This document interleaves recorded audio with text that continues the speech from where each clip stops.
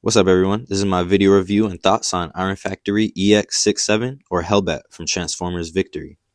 This is the second in the Breast Force series after Drill Horn I'll be doing leading up to the fully formed Liokaiser. This a Cortex joint!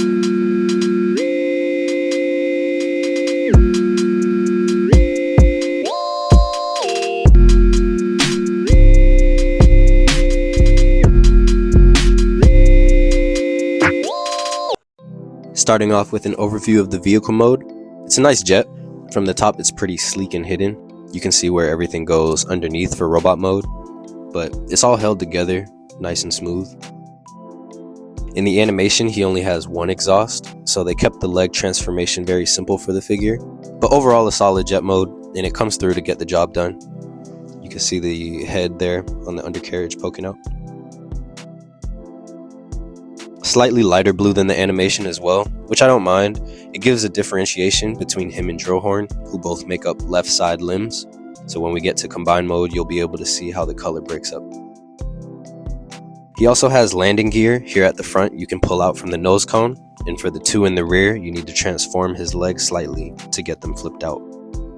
It's a collision of the wheels and the collapsed legs under here, but it's just a little extra step you can add as you go from robot to alt mode. But close everything back up and he's set for landing.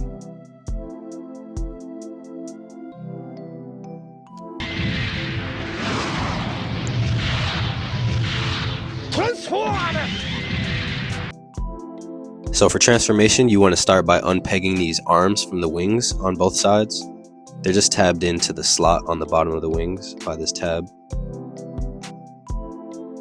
and that will let you pull the arms out on these hinges. Just move them out to the side for now.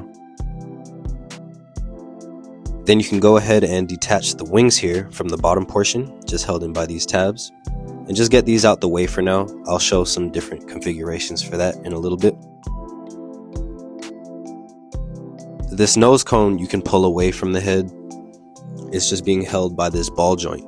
So what you want to do is pull that out, and you can rotate the whole thing and then fold these fin ends down and back to give them this collar, or you can leave them flipped out depending on the look that you want.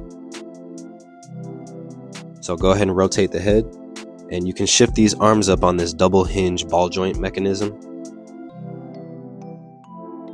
So just rotate these and fix the arms up. You can rotate the arm and flip out the hands. Thankfully I have both correct fists for this figure, so I don't need to do too much part swap. So for the legs, let's get these wings out the way. You want to come down here and unplug the butt plate from the legs, and you want to open up these back panels on both of the legs, and that'll basically expose the slider that the knee joint is attached to, and that'll allow you to shift both legs down on that slider. You can split the legs before or after. It's easier when it's already split apart, and you can see I engaged his ab crunch, which is also the combiner elbow, which we'll get to eventually. Once you split the legs and have these legs fully extended, you can close these panels back up, and then you just flip these exhausts outward to make the heel spur and flip down the toesy woesy. So do the same thing with the other leg.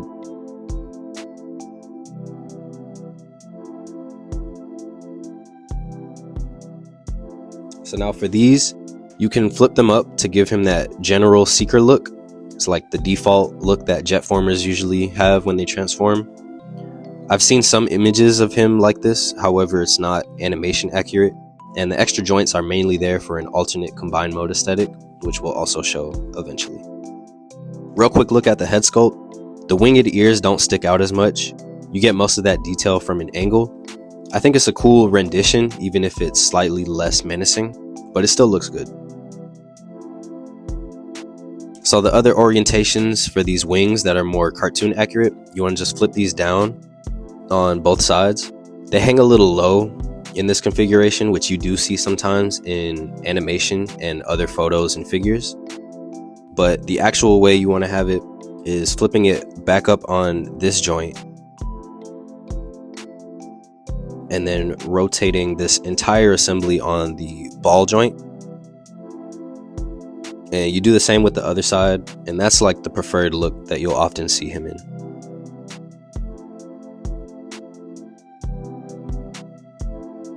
For articulation, the head's on a ball joint, and the chest doesn't mess with the downward motion. The arms are on ball joints attached to hinges, bicep swivel and double jointed elbows, ratcheted ab crunch, you get upper torso rotation. You also get thigh cut swivel, double jointed knee.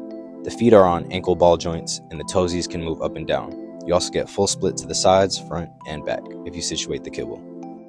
So for accessories, this is what he comes with, minus the combiner pieces or spear parts.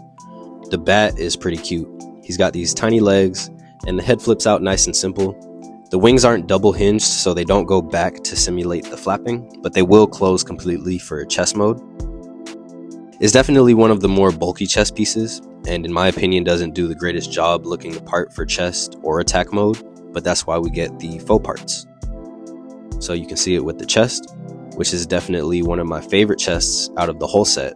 It definitely completes the form-fitting look for Hellbat really well. And then to gun mode, you just flip the handle out on the back and push these legs downward, leaving the barrels out by themselves. And that's really it. You can see how tiny the barrels have to be. I think they did what they could with what they had. And see how in the faux gun there's no remnants of the bat head or limbs or any of the details. But it looks nice. It's a cool blaster mode.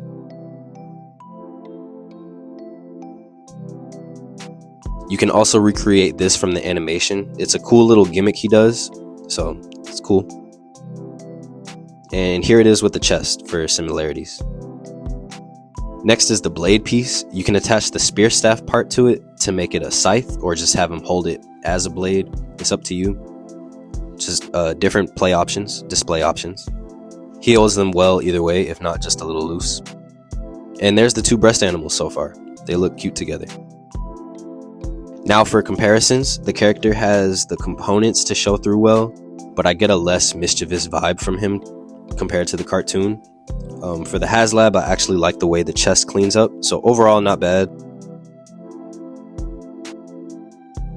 And this time around, I think I prefer the TFC, not just color-wise and chest-wise, but also for the alt mode. Finally, for comparison, he is also 4 inches in height, and with different legends, here's Hasbro Goryu, Magic Square Motormaster, New Age Prime, and Iron Factory Mirage. So see how they look? And here he is with his boy, my last review, Drillhorn. I think they look good together. Like I said, the color difference helps them stand out from each other, and I appreciate that a lot. But overall, it's a nice addition to the set, and I'm excited to look at Guy-Hawk next. This has been a Cortex review. Transform!